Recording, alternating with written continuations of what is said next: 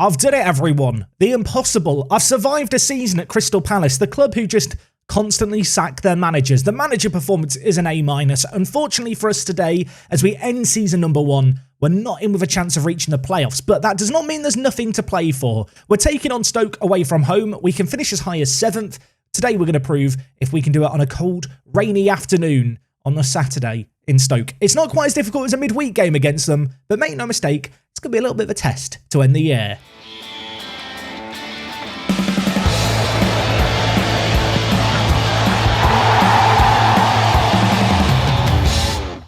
So today is the final episode of the season, as you've already heard. We've got one game left of the year. This is how the league table looks. We are currently in 8th place. We've had a really good second half to the season, but unfortunately, despite some pretty good form to end the year, we just couldn't close the gap on those teams above us. Too much ground had been lost earlier on in the season. Elsewhere, as you can see here, FC United battling for their lives at the bottom of the table. They are ahead of Swansea by 2 points. There's one game left, so yeah, we'll be keeping an eye on our former club and how they get on today. When you look at the season as a whole, especially this run of recent games, we've played really well. I certainly look at the January transfer window and that game against Norwich a couple of episodes ago as a real turning point in the season. I feel like that game gave us confidence against one of the top teams in the league that we could actually do well. You know, the new players that were coming in, they've only grown in cohesion, they've only grown in tactical familiarity. And I feel like that shows over this run to end the year. Of course, last episode we got a win against Bristol City and a draw against Preston North End. They weren't the most convincing of performances or results really, but they were two of the better teams in the league. And since then, in the 5 games we've played, we've managed to win 4 of them. We beat Middlesbrough 2-1. That was a good little performance. Kazoo with the goal in this game, and also a really good performance. I was talking all about him last episode, saying he was one of my favourites. I keep referring to him as the milkshake because Kazoo's a milkshake brand in England, except it's not. The milkshake brand is Yazoo. Kazoo, I think, is car insurance. I'm tempted to just nickname him Yazoo. Is that allowed? Should I be doing that? That's comment question of the day. Should I name Kazoo Yazoo just to keep the milkshake thing going? But maybe I'm trying too hard with it. What I am certain of is we weren't trying hard enough when we took on Plymouth. The only game that we didn't win in this run of 5 matches, but we didn't win it. We lost it quite convincingly. 3-0. Yazoo put in a good performance. I'm just going to start calling him Yazoo. You can't stop me. Candido, McIntosh and Guillaume also having some good performances for us. But unfortunately, the goal scoring just wasn't really there. Talby went on a horrific run of form to end the year. I didn't really realise until after this game he'd played 10 hours of football without scoring. So for how good his start was to the year, it kind of made up for the fact that actually this second half of the season he did let us down a little bit. And certainly it now makes a load of sense why we had all of these kind of 0-0 and 1-1 draws. Talby just wasn't scoring in most of them. It was pretty frustrating, that Plymouth game. The good news is we bounced back with a win against Blackburn. In this game, Adam Eder started, rotated things up top, decided Talby wasn't it. Eder got his first goal for the club. Hopefully it's going to be the first of many. 2 more games followed against both Cardiff and Derby, but despite winning both these games and keeping clean sheets, it was too little too late. And unfortunately, with how the league table looks now, we can't catch the teams towards the top. So instead, we've kind of just got to accept mediocrity and a mid-table finish, or I guess it's a top half finish technically. Either way, the board are delighted with it. Our owner, who we know is a tough man to please, seems to have forgotten about the FA Cup quarter-final not being reached and the lack of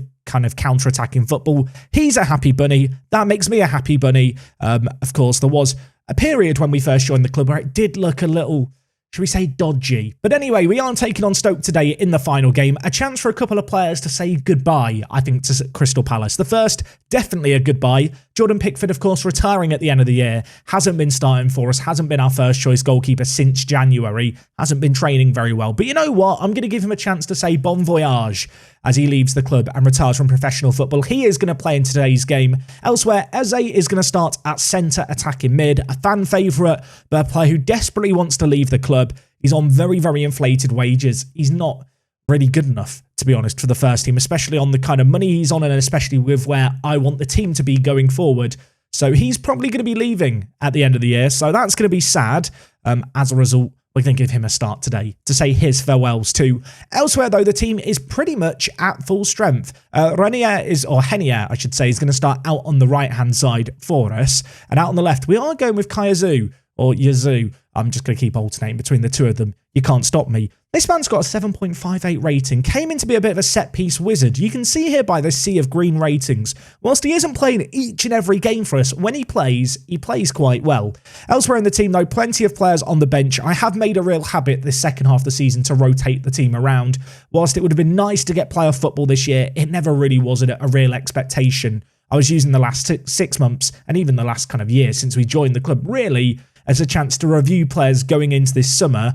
But I do feel like now I've got a pretty good idea of what I want to do with this team going into, well, next season. But we'll talk about those plans for next season in due course. First and foremost, we've got to get this final game of the season done. A win here, we could go ahead of Wolves, which would be very, very nice. And well, we might have a chance early on here. Omabamidele with the header just over the crossbar, but I'd like to see us end with a win. They're playing a three at the back system, which I think actually we line up quite nicely against. Of course, we are going to have a firm eye fixed on the FC United game and how they get on to end the year. I really want them to stay up. I'd be kind of heartbroken if they went down. Of course, if they do go down, we will do them a few favours over the summer. Maybe sign some of their players. Looking at you, Stephen Gold. Maybe even Dylan Crow, the fan club. Members of the Dylan Crow fan club right now are punching the air. They can't believe their boys got a mention. But anyway, we've got to focus on this match here, really. Probably should focus on our own match rather than our former clubs. I'm not sure what our current employers would think if they knew what was going on in our heads. And, well, looking at this, we could have a really good chance here. Kazoo!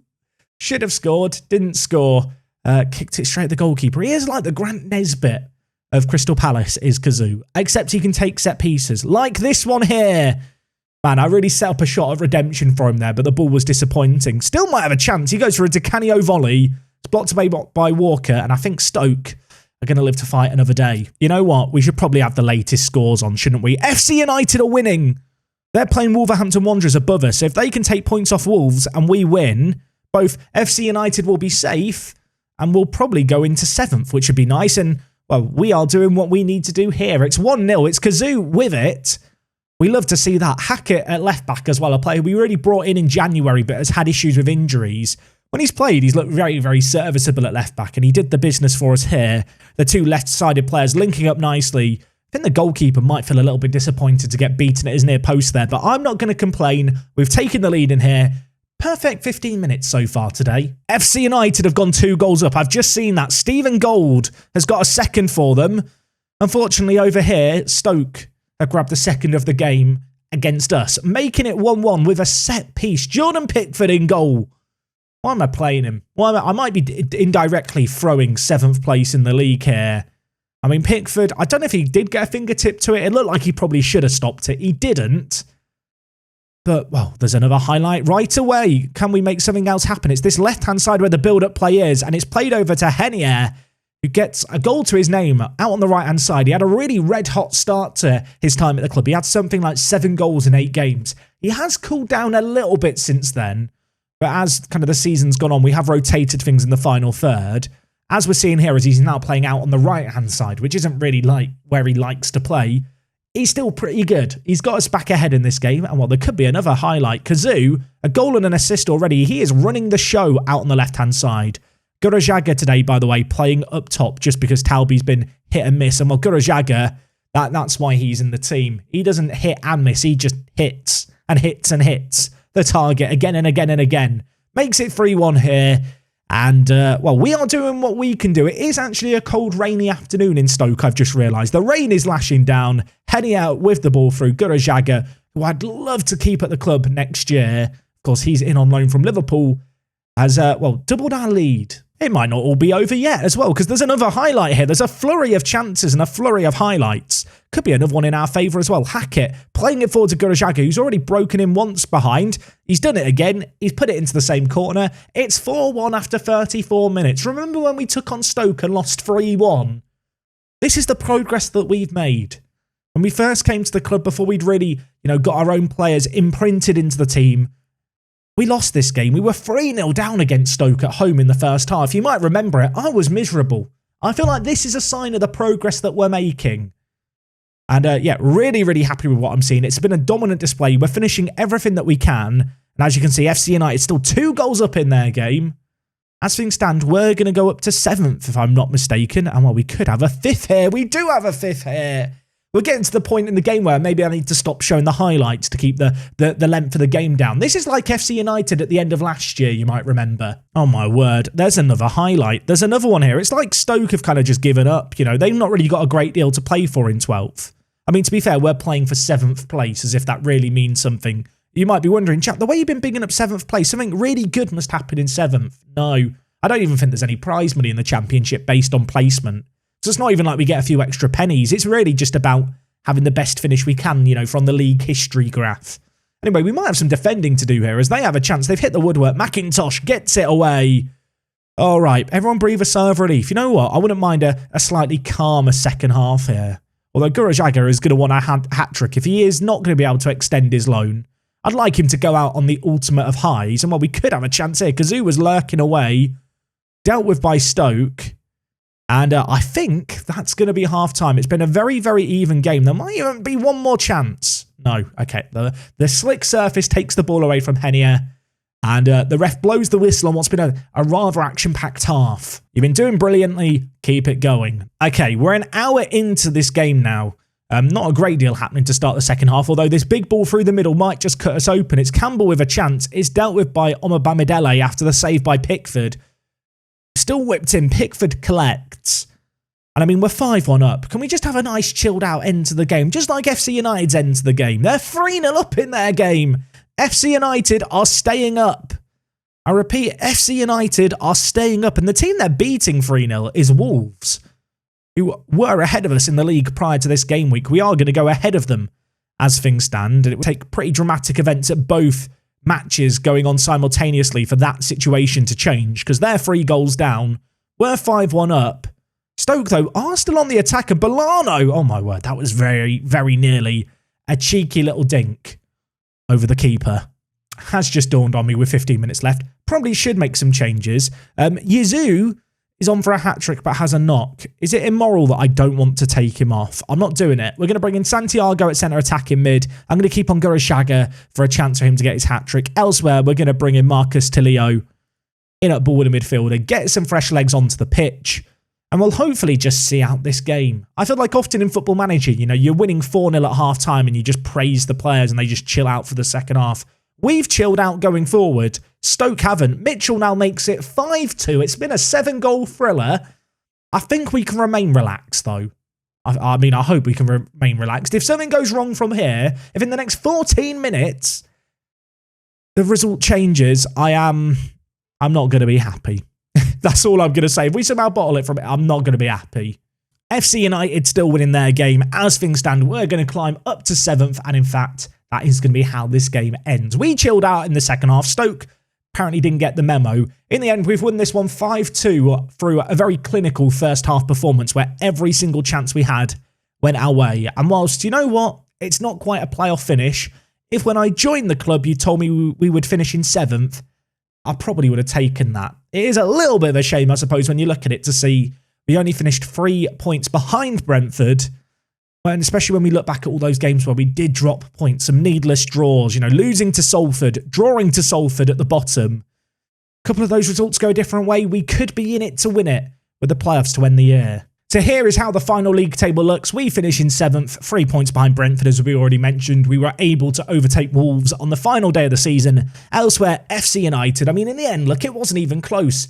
5 points clear, they finished at the bottom of the table. A great win to end the year. A couple of people asked about their manager and who's taken over. It's a regen manager called Derek Sinclair. He was previously manager of Bradford City. He had them, I think, 2nd in League 2, despite being a team predicted to finish in the bottom half when he made the move over. And, well, to be fair, he's done okay so far at FC United. I rate his business if we just look at what he's done. I mean, you can see here the ins and outs, loaning out a few players that I would consider first-team options. Amadou Ba as well sold for 2.3 million. So at least they've managed to make some money. Of course, I am looking at Stephen Gold thinking, I'd quite like you in the summer, Stephen. And they've got a couple of other players to be aware of. Players like Mendy, who we agreed to sign a long, long time ago. You know what? I might sign him for 4 million to do our former club a favour and also sign a player who looks like he could be a really, really good prospect, even if he doesn't have a work permit. Of course, we have got the end of season review. We came in kind of October, November time, but we definitely made our impact at the club. In fact, when you just look at the new signings here, sorted by average rating, the vast majority of these players that we brought in ourselves, I look at the likes of Kayazu, who had a really, really good end to the year, averaging that 7.77 rating. Omabamidele as well came in and really shored up the defence. We were having issues there before I joined. Brought him in to kind of replace Tagir, who we of course sold to Manchester United for about 38 million, I want to say. He really had a great impact. Was playing for Stoke, had an average first half of the season with them. For us, 15 games played, a 7.57 rating. He and Candido, kind of in the middle, were superb. Hedier signed on deadline day. Maybe a little bit of a panic buy, but he was transfer listed. Saw he was available and that he was interested in joining us. I think when you look at it, we can say £15.5 million well spent. He was one of the more expensive players brought in this season. Elsewhere, players who were brought in by the previous manager, I look at Guillaume, who really didn't play that much for us after I took over. He's the kind of man who I might look to move on this year. Signed for 12 million, aged 30. He's not a bad player, but I kind of look at Henier and realise we've just got better players in his role who probably are justifying their wages and their price tag a little bit more. There's certainly older players in this team, players who weren't my own, who I'm going to be looking to shift on in the summer. One player who I will say I was a big fan of this year actually was Manu Kone. I feel like a bit of an unsung hero really for us in that box-to-box midfielder role. Played so many games for us. Averaged a 7.09. Definitely saw that average rating creep up once we came into the club. He's been very solid. But across the board, to be honest, a lot of the signings that we made had really good impacts, especially in the defence. The defence was a big area of concern. Despite his one red card, Antonio McIntosh here, the Mexican player, was absolutely top draw. Been playing him at right back. I am currently training him, or at least I was training him before he got injured and it cancelled it, to play centre back, because I do feel like this man actually is probably going to be a centre back when he's fully developed. He's only 20 years old, which is easy to forget. We signed him for 7.75 million, played 21 games, averaged a 7.38. I feel like he and Candido could be the long-term partnership at the back, or maybe even with the three kind of really good centre-backs we've got, we do look at the possibility of playing a free at the back. Maybe next year, maybe in the Prem. That's definitely food for thought. We've got the players to do that if we wanted to. In terms of the results of the club, let's be honest, it was an awful start to the year before we arrived. When did we arrive? I'm now trying to remember. What was the first game in charge? I remember being annoyed by it. I'm scrolling through and I genuinely can't remember. I think it was this game against Salford, right? Yeah, I'm pretty confident that was the game, the 23rd of November game where we lost 1-0. I remember being really upset at it. Of course, from there, we did bounce back. This second half of the year, we showed the form of a team who would probably get automatic promotion next year. You have to expect that that's going to be the expectation of the board. You can see here, the board are disappointed we only achieved a top half finish. Of course, that was because the pre-season expectation was that this team would run away and win the league. And they didn't do that before we came in, and well, they still didn't do that when we came in. But we did turn the ship around. In terms of biggest win, 4-0 against Luton. Goal of the season went to Talby. You already know what goal that is. We looked at it a couple of episodes ago. It was a banger. Of course, financially, lots of red stuff here. As a team relegated from the Premier League last year, just inevitable that this was going to be the case. So in terms of manager awards, I didn't get any manager awards. It's just a lovely big blank section. So that makes me feel good. Record breakers. Youngest goal scorer went to Mitchell Wilkinson. If I'm not mistaken, he played in the FA Cup for us when we lost. Yeah, this was when we had all the players at AFCON. This was one of the men who I had to give a game to. Yeah, it was a bit of a weird time, that January transfer window with no players. Elsewhere, in terms of awards, Candido dominating it. Been really impressed by Candido. I am very conscious of the fact that he's got a minimum release clause to teams in the Champions League of 47 million. There are a few teams who are certainly in and around the Champions League sniffing at him. They are going to have to trigger that release clause if they want to sign him from us. I just think he's too valuable to let go. He has been top draw, 7.5 rating, 8th player of the matches as a centre-back. What's not to love? Signing of the year, interestingly enough, went to Mario Ruiz, of course, signed in January to be the long-term Jordan Pickford replacement. I really like this guy as our goalkeeper. He kept 9 clean sheets in 19, which is not too shabby. A 7.08 rating, definitely better than what Pickford was offering. Of course, he's great when it comes to his shot stopping, great aerial ability, good distribution, and at 21 years old, I think the future's really bright for him. I see him as a Champions League quality goalkeeper in a year or two's time, and I feel like it's going to be one of those signings where in a few years we look back and go, yeah, for 5.5 million, we got a crazy, crazy good goalkeeper. So the board have set the budgets for next year. Wage budget of £1.4 million per week. Transfer budget just shy of 25 million. Just to put that in perspective, our committed spend for next year is 100 or 200,000 less than that wage budget. It comes in at 1.236 million per week. Of course, some players leaving the club at the end of their contract. Transfer budget-wise, 24 million is plenty of money, and I do feel like there are players within this team that we can definitely shift on to kind of, raise those funds even higher and look to invest more longer term. I mentioned it a couple of episodes ago, but in the Premier League, if we just look at rules, there is a rule regarding how many kind of foreign under-21 players you can sign in a season. You can only sign 6. Now, this rule, as far as I'm aware, doesn't exist in the Championship. So because we've not been promoted this year, I feel like I've got to make the most of that. I've got to sign lots of foreign under-21 players kind of for the long-term future, because I'm not going to have the opportunity to sign them to the same degree in coming years. Although I say that 6 new players is still quite a lot of players, really. But look, we're going to capitalise on it whilst the limit isn't there. I think it's going to be a little bit of out with the old, in with the new this summer. So club vision for next year, still the play counter-attacking football and make the most of set pieces, continue to develop players using the club's youth system. League-wise, promotion by winning the league. Yeah, the board, they know what they want. They want us just to win the league next year. Automatic promotion would not be enough. We are expected to absolutely dominate the league. I mean, that should be straightforward. You'd like to think with all our money, but it's definitely an unforgiving scenario where if we don't run away with it, Duan Jin might be breathing down our neck. And apparently Candido is an Everton target for 37.5 million. Look, I'll say it once, I'll say it again. You've got to pay the 47 million for him. I'm quite fond of Candido. Ever since he made that howler against Man City, he's never really put a foot wrong.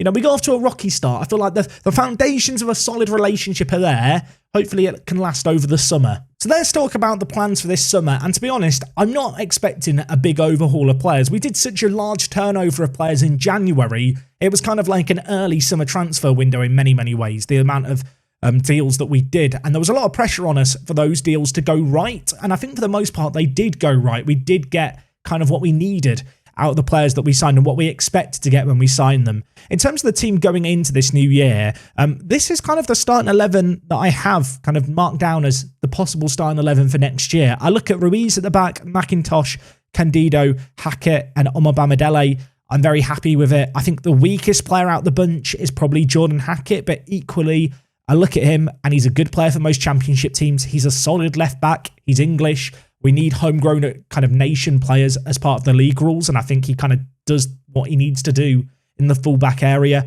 If some world-class left-back becomes available, maybe he's a player we'd look to move on. Elsewhere, I talked about Manu Kone already, but Valdir really, really did impress me this year. A player who I definitely overlooked to begin with. Of all the players who have kind of been at Palace a little while, he's not someone who's been kicking up a fuss this year about, things not going to plan and desperately wanting a move. Equally, he is valued at 30 million, so if the right offer came in, I might look to move him on. I don't really view him as irreplaceable, the 25-year-old, but he's a very solid player who, at least right now, I think will be our starting defensive midfielder. In terms of the attacking midfielders, of course, Gurajaga, I'm kind of just working on the assumption that we won't be able to loan him next year. I doubt Liverpool are going to let me have him back because he's probably good enough to start for them. Been a big fan of him. I'm hoping that we'll be reunited at some point in the future. But it does mean that in terms of the midfield, I'm looking at Henier through the middle. I think he's proven his worth this year to be that kind of player. Kayazu, or Yazoo, as I'm just going to start nicknaming him, out on the left-hand side has really, really impressed me. Of course, he's really, really quick, great set pieces. Not necessarily the most accomplished crosser of the ball, but just a really good creative spark of a player out on the left-hand side. I think of all the players in the starting 11, the player who I perhaps have the biggest question marks over is Brian O'Day here. Of course, he's had a couple of issues with knocks here and there, was signed for Crystal Palace for 47 million. He's one of a handful of players who are still kind of desperately trying to force a move away from the club. He's requested to leave. Realistically, I've been looking to get 44 million for him. It might be that we have to accept that that's an ambitious valuation. On the flip side, I'd like to think that maybe he's going to look at the progress we've made over the last few months and go, hey, you know what? I kind of like it here at Crystal Palace. This is a team that can get promoted next year, and I want to be part of that. Whether or not that happens, I suppose, remains to be seen. Up top, of course, Talby is the man who, at least right now, I think we're going to be putting faith in. 8 goals in 15 is great, really, as a return, especially for a player joining midway through the season, but he did have that long, dry, barren spell. Of course, our other attacking option that we have is Adam Eder, who is a slightly better in the air player, maybe a little bit more physical as a lone forward. In kind of games where we go more direct towards the end of matches, I think Eder is better as that lone forward. But I do think Talby has the overall kind of better quality. There is a small concern, I suppose, that between the two of them, have they got the goals in them to kind of do what Gurajaga did for us this year? Because he got 22 goals in 38, and whilst the goals did slow down a little bit the second half of the season once we moved him into the wider areas, he is a void in the team that needs to be filled. I suppose the question becomes, is that a void that can be filled by players already here, or do we maybe need to look to bring in a player or two more? Of course, outside of these starters, some really, really good players on the bench. We've got Marcus Tilio, who is a solid centre-back, to say the very least. Really, really good player, can play a defensive midfielder role as well for us at 19 years old. Loads of room to develop. He's a bit of a weird player because I think he is probably a better centre-back, but because he can already play centre-mid, because he's got 17 work rate and 17 stamina, there's just this weird small part of me that thinks, maybe he is a ball-winning midfielder. Maybe that is what he was born to do. You know, that is definitely a role that he can do for us to a more than adequate championship level. Maybe, you know, if Aldir got a bid on him, maybe I just bring in Tilio to replace him and then I just look for a player on the bench. I'm definitely looking for opportunities to promote players from within. I suppose another area of the pitch that's a little bit like that is Santiago in the attacking mid areas. If Ode wants to move on, Santiago, who appeared in the next-gen top 50 Wonder Kids, is a player who I think we could look at to give regular first-team football to, and a player who I think could probably do it at championship level. He's got some really, really good standout attributes, to be honest. His agility, dribbling, and first touch are all superb. Anticipation may be lacking a little bit. Can play a whole host of positions, which is always useful for players on the bench.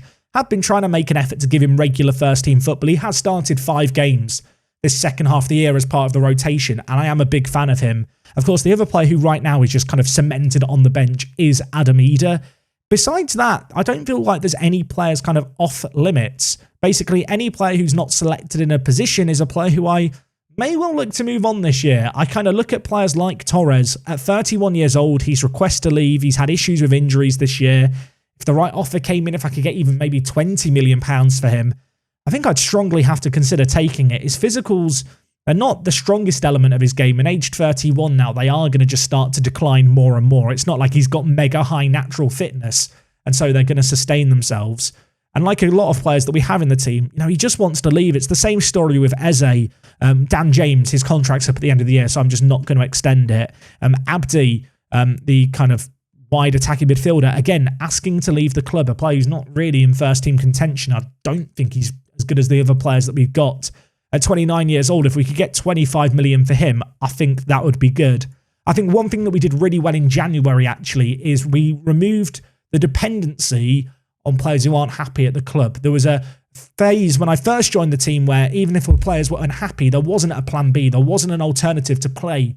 And as you all know, if you've played Football Manager, morale is a really important thing. If players aren't happy and you just play them, they tend to play just way below their actual ability. And when you look at the team here, there's plenty of other players who still want to leave. I look at the likes of Luan, who I like Luan. I don't think he's a bad player. He's either-footed, consistent, enjoys big matches, but he just doesn't want to be here. And it's just one of those things where I don't want these kind of players at the club because I know they're not going to perform well. Like a lot of the players in our team, there is interest in him. So, yeah, don't be surprised if he moves on. I suppose from a wage perspective as well, Eze, on 79,000, I'd like to remove him on. Abdi is currently on £61,000, or no, sorry, £49,000. That's still a lot for this level. I guess relative to our squad, it's not as crazy. Diagon, Torres, Dan James I mentioned, he's in the last year of his contract. He will just be released. But yeah, there's definitely going to be a bit of an out with the old, in with the new. I think there's a need just to get in players who want to be here, add in some youth, add in some depth. But when I actually look at the starting 11, I don't feel like there's an immediate, obvious first-team position that desperately needs a replacement this summer. Yeah, the more I look at it, the more happy I am with the groundwork we did in January, and I suppose the success that we've had in the second half of this season kind of reinforces in the back of my mind. This is a team that's capable of doing the targets of next year, of just running away with the league and just dominating it. Just to have a quick look at the Premier League, Brighton, Nottingham Forest and Watford battling it out for the final relegation spot on the last day of the year. But no matter who comes down, it's not going to be like there's a super strong team getting relegated. And I feel like that helps me a little bit. If there'd been a more established Premier League team in this save game coming down, I would be way, way more worried. When I look at the likes of Nottingham Forest, they have got, good key players here. But I look at all these players at these kind of lower end teams, and I feel like my best player is as good as their best player. I guess the one exception might be Goddard's here, who actually looks pretty phenomenal. But even so, I'm not overly scared by the teams coming down. I realise I'm really setting myself up for failure if I now don't win the league next year. But anyway, that's kind of where my head's at. I think, as I've already said a few times, we're in a good position. I like this Crystal Palace team. Next year is not going to be easy. Next episode, don't be surprised if there's a fair few transfers in and out as we continue to kind of shake up this squad and really make it a team full of players who actually want to be here. I think that's the ultimate aim. If you have enjoyed today's video, as always, do drop a like on it. Let me know who your player of the season would be from our Crystal Palace squad. And additionally, what areas of the pitch do you think I should be looking at going into the summer? Are there certain players that I've just not talked about who you'd be getting out the club immediately? I'd love to know all your thoughts down below. And of course, I will see you on Monday to start Season 2 here at Crystal Palace. Before I leave, just a massive thank you for the support of the new kind of club move over the last week. The views on all the videos have been phenomenal. It's been great to see so many of you guys being active in the comments, really engaging with the series. So from the bottom of my heart, a big, big thank you. It's always a bit of a stressful time when you move clubs as a YouTuber in Football Manager. It's one of the biggest business decisions you make as a YouTuber, who you're going to manage in Football Manager. And I do feel like a week in, we've made a pretty sensible choice coming to Crystal Palace. I've been enjoying it a lot. Have a lovely weekend. I'll see you guys on Monday for episode number 6. And until then, it is me, Jack, and I'll see you all on the next one. I'm out.